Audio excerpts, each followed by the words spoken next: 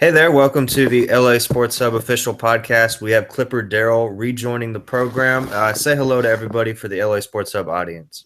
What's up, everybody? Good to see you, Clipper Darrell. First off, we want to just talk to you about a new role that you've embarked on outside of Staples Center and outside of following and talking about the Clippers.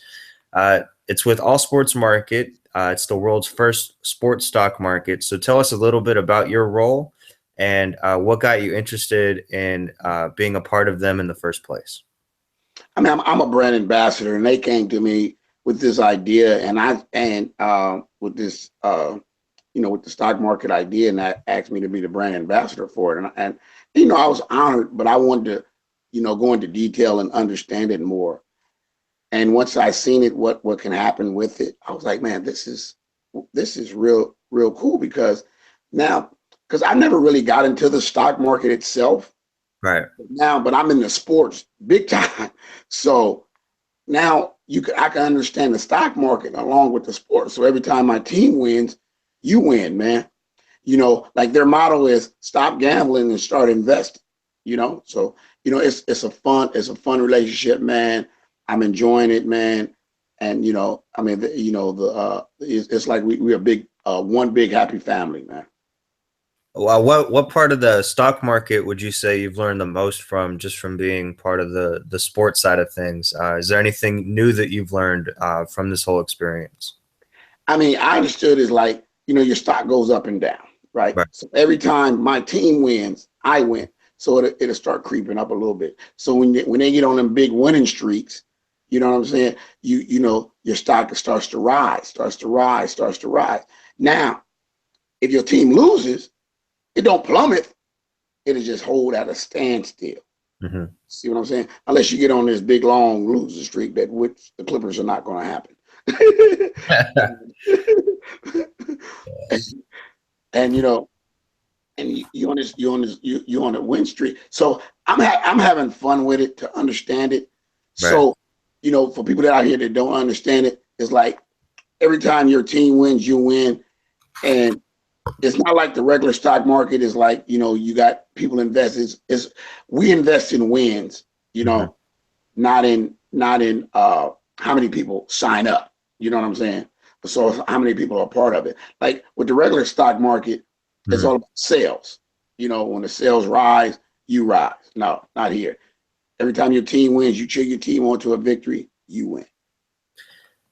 What you guys have, All Sports Market, I should say, has been talked about even in Yahoo Finance. So they are getting a lot more recognition than they did at the beginning of this. Was there any sort of precautions that you took when you got reached out to about a potential role with All Sports Market, or were you on board from the beginning? Oh no, I had to check it out first, man. Had to do because I was gonna be a brand ambassador, so I had to I had to do my homework on it. Right. And then to understand it, to be a part of it, to listen, to see what's going on. Oh yeah, it's really informative. They have a high school program to where they want to show the students how to invest in stocks. Into this stock market. They have a school side to it where it's not real money. It's not real money involved in it. You know what I'm saying? So to be a part of it now, it's very exciting because I did my homework on it. So I believe it. I'm in it 150%. Man, we got commercials coming out. We got a lot of promos. So it's gonna be real fun, man. I'm telling everybody, man, to be a part of it.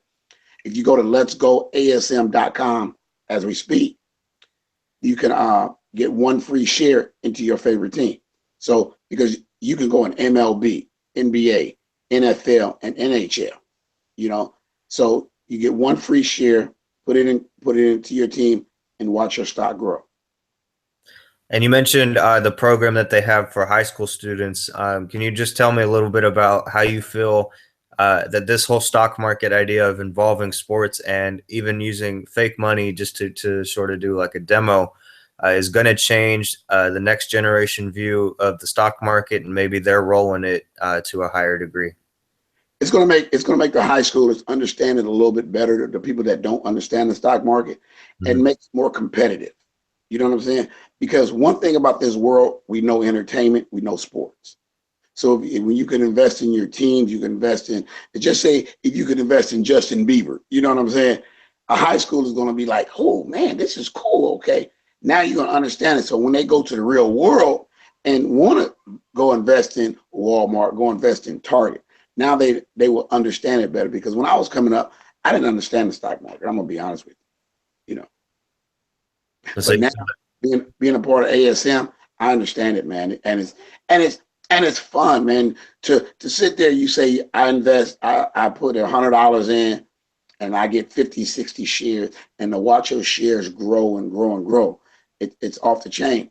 And then the craziest thing is every time you sign up, right, you can win 1 million shares into the company. So Mhm. whoever signs up will qualify to win 1 million shares. Now, every month they've been giving away 1 million shares. And then for Super Bowl Sunday, they're giving away 5 million shares. So now when this blows up and it's off the chain, and if it gets sold or get bought out or whatever, you got 5 million shares into a company. Even if that share is worth $1, what is that for you? Come on. It's not bad. Exactly. So I gotta ask you, are all of your shares in just the Clippers, or have you kind of messed around with other NBA teams or other leagues even? And if you have, what has that been kind of like? Has it been exciting to do that? Yeah, because see, I was a diehard Rams fan back in the day. Hmm. So, but now, if you're going to invest, you got to invest smart. You know what I'm saying? So Right. you definitely got to go with the Patriots. You know what I'm saying? Now, the Dallas Cowboys was a sleeper, so that stock is on the rise. Hmm. Wish I would have bought it before when the season first started. I wish I would have invested into it. But I got all my shares is definitely in the Clippers, man. But I had to throw a little bit, man. I'm gonna be honest with you. I had to throw a little bit in Golden State, though, man. I had to, What's I the didn't have a what's the choice. ratio there? Like 99 to 1%? Yeah, I did 25 shares in Golden State, but I Okay. got over 500 shares in Los Angeles Clippers. Can't blame you. That's my team, baby. 25 seasons, baby. We on a rise right now. And before we get into the game against the Pelicans, I wanted to ask you one more thing about your stock market experience. Moving forward as a brand ambassador, doing your homework, that's one step. But now that you are a brand ambassador for the stock market with sports, what is the biggest roadblock that you personally see that you have to kind of overcome in being a brand ambassador? And what would you say the next goal is for all sports market? I mean, being a brand ambassador is not. I don't see any roadblocks. I believe if people took the time, the NBA, all the sports fans, even the sports owners, took the time and looked into it, they would definitely love the process of it, man. They would definitely want to be a part of it, man, because it makes sense. Mhm. You know, it makes a lot of sense. And my role, I don't see no stumbling, man. I just see people getting informative about the stocks market, and then once they start to understand it, they're gonna definitely want to be a part of it. And and Sounds and like what, a good initiative. Oh, sorry, go ahead. and what was the next question? What was the second part to that question? Just how do you see all sports market really developing as a whole, and if there's a milestone that the stock market is trying to reach, what would that next step be? I mean, to get everybody involved in it, man. Have fun, learn the whole stock market in sports, man. And that's what's going to make it easier for people to take it, to the next step into the New York Stock Exchange. Because I can see this being in the New York Stock Exchange, man, in the near future, to where they want to be a part of it, man. Mhm. Because everybody goes to a sporting event, man. You go to one or two a year at least. So And when they're get not, they're watching at home. exactly. And now you can sit here because what? Everybody goes up to Vegas to gamble. Mhm. Everybody's gambling. You know what I'm saying? But Right. this way here, you can invest. Now you think about it, right? You always bet your friends what, $100, $50, $20. Just say if you bought $20 worth of shares in your favorite team, right? Now, if Mhm. your team loses, if your team loses that one game, it don't kill you because your team's gonna come back and start winning again. Then your stock rises again. You see Mhm. what I'm saying? But with gambling, towards gambling is one time. As soon as your team loses and One and don't done. spread, you lose. This is no spreads. All your team got to do is win, man, and you win. Thanks for sharing. And speaking of wins, the Clippers got a big one against the Pelicans last night. They won by 28 points. Chris Paul had a night to remember. Can you kind of give me your thoughts as a recap of how LA got such a manhandling done on New Orleans? I mean, Anthony Davis wasn't playing. You know what I'm saying? See, we're 17. We was 16-7, and they were 7-16. Now, New Orleans, that's the team we supposed to be. We supposed to do that to the Pelicans. Okay, you know, they're a young team. They're still developing. And they probably won't even make the playoffs. And so I can't get excited anymore for Hmm. that win Right. because the win before that I wanted was the Golden State Warriors that Didn't we happen. lost to. So that's where our problems is. Because I was very upset because Kevin Durant went 1 for 15 and Steph Curry went 1 for 10 from the three, and they still beat us and blowing us out, and the game was never close. Mhm. That's what was upsetting to me. But it's only one loss. It's only one loss, and we still got a whole season to go, man. We still got till April to play basketball. So it's gonna be I think it's gonna be a great season. I just want these fans to start getting involved in it, man. And let's cheer our team on to some more wins. They speaking of that Golden State game real quick, they did outscore the Warriors by a point from the second to the fourth quarter, but that first quarter killed them. Yes. Just kind of starting bad. If they can find a way to start better against teams like Golden State and possibly in the playoffs, if you play a team like San Antonio or one of those other teams that might sneak in, is that what they really need to focus on since everybody's healthy right now? What I feel they need to focus on is that ball movement, man. You know what I'm saying? Hmm. It's all about chemistry, communication, and knowing your role. When you notice when that ball is moving around and they're pushing it, they're up and down the court and they're sharing the ball. Nobody cares about who's scoring. Hmm. That's what Clipper basketball is all about. But as soon as they go to them ISOs and try to, everybody want to shoot a 3-pointer and they're not sharing the ball, that's what that's why other teams, because let's think about it, right? You, Right. you you play pickup basketball, right? Hmm. When you go out there and you play with guys that you might know and you might not know. And you ever notice, when you playing good defense, but when you come back on offense, if you don't get the ball, you get mad. Be like, man, let me touch it. And that's what you got to do in the NBA. You got to Hmm. let everybody touch the ball, man, and look for the best shot. You know what I'm saying? The best high percentage shot, man. That's why the Golden State Warriors are winning games. You know, Who would you say would be the team MVP, knowing that's the kind of criteria you're looking for? Would it be Chris Paul? Would it be Blake Griffin, or maybe somebody else? now I'm gonna tell you, man, my MVP. What I started off the season, y'all Hmm. can check the tweets, everything. I said CP3 the MVP. Okay, that's who I like. But now I feel, and this boy been playing out of this world, man. Is DeAndre Jordan? Ain't even making free throws. Is he? To me, a most valuable player for me is a person that can make all their teammates around you better. Chris Paul is doing an excellent job in doing that. But DeAndre Jordan, his defensive stops, man, is unbelievable, man. And it makes it easier for us on offense, man, when we coming back down the court, man. So he's definitely my defensive player of the year, and CP3 for MVP.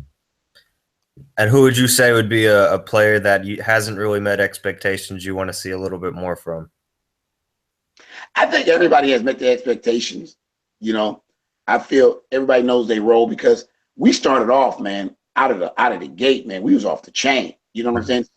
For a Clipper team, man, to be 14-2, it was unbelievable, man. I was like, yeah, you know.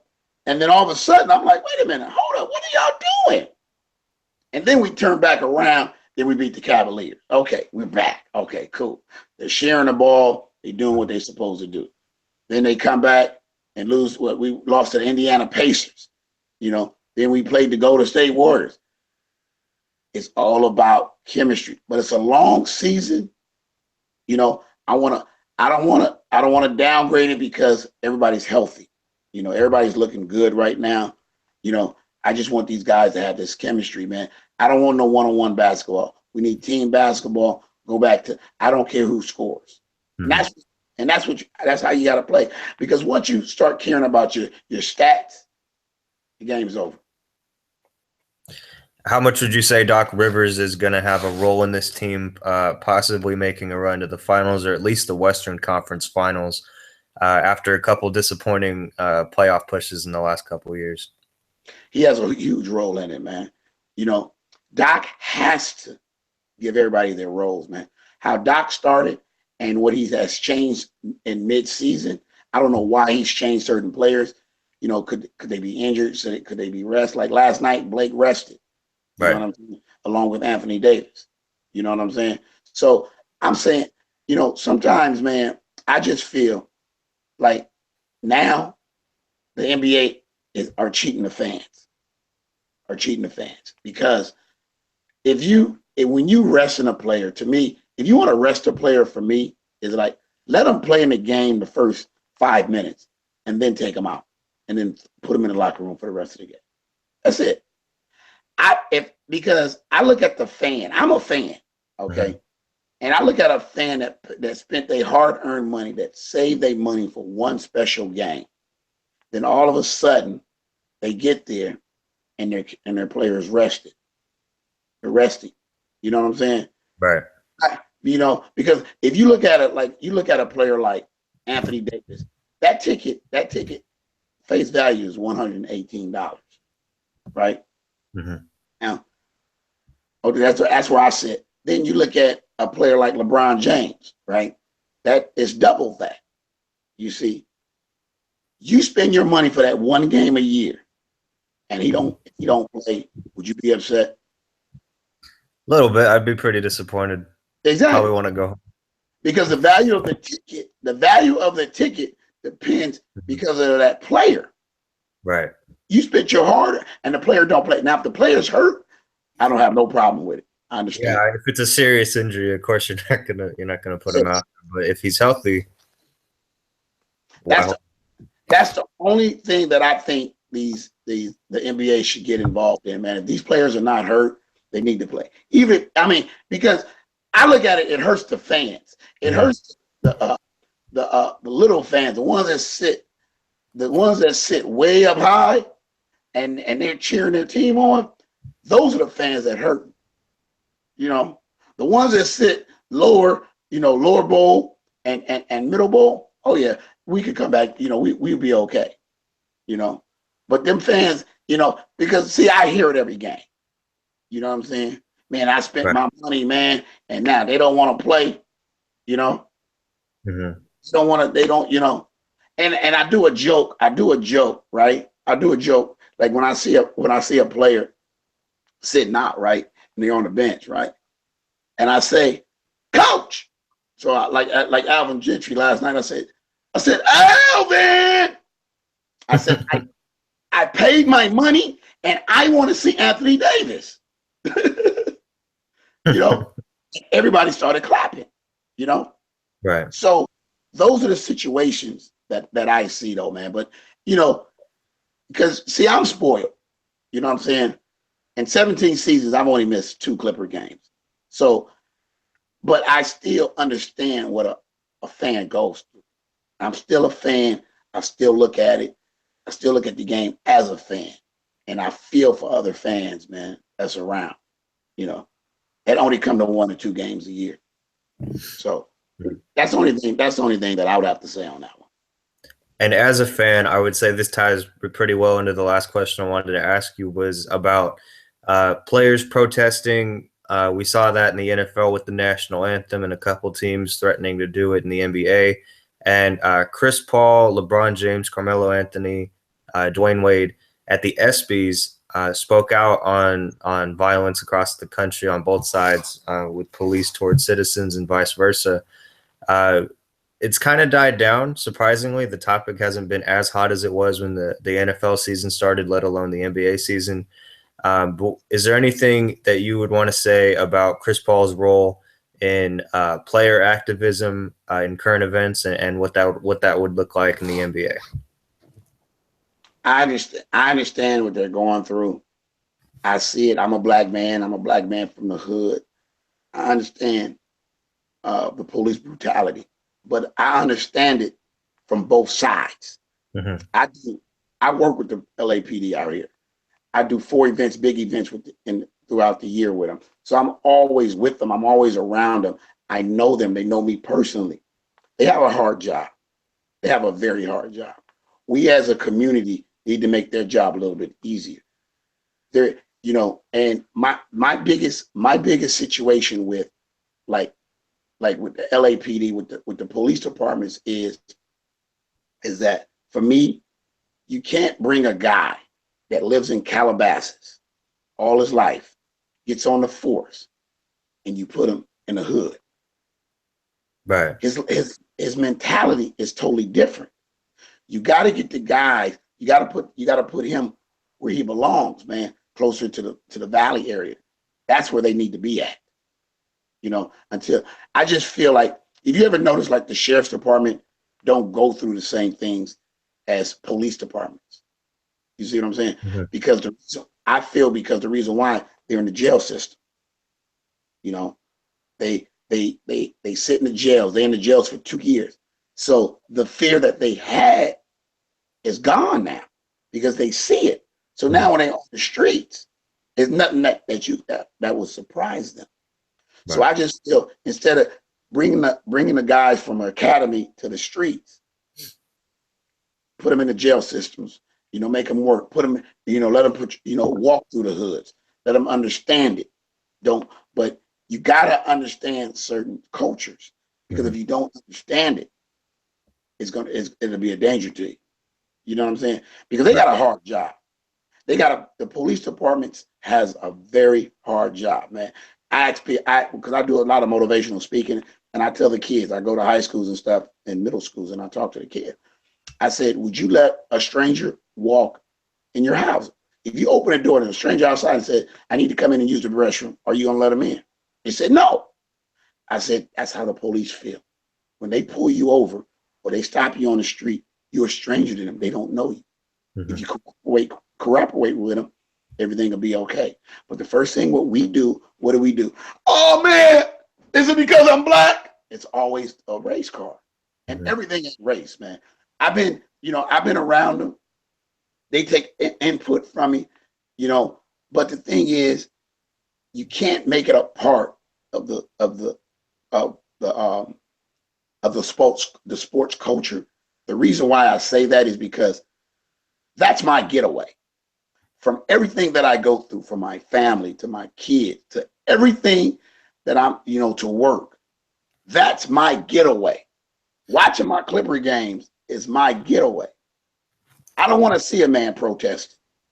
I might as well go home and watch the news. You see.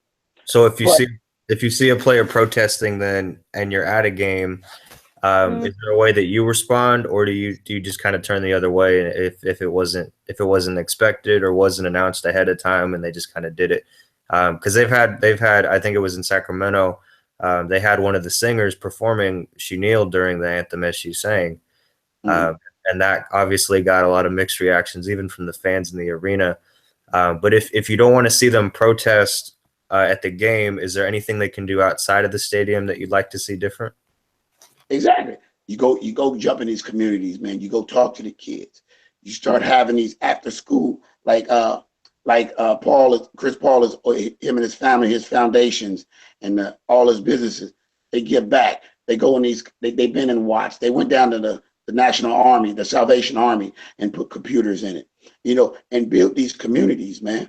You know what I'm saying? It's just like that's why I give back so much. That's why I do a lot of stuff because I've been blessed. So I want to bless people back. I give away Warriors and Clipper tickets. I give away so much stuff that I get. You know what I'm saying? Mhm. Because I know how it feels, man. See, I know how people are, oh man, Clipper Darrell, you got it. No, I know how I feel to be broke. I know how I feel not to be able to feed your family. I know all this. You know Mhm. what I'm saying? But us getting angry at the police department, because if we ain't got no police, man, this is gonna be a dangerous world.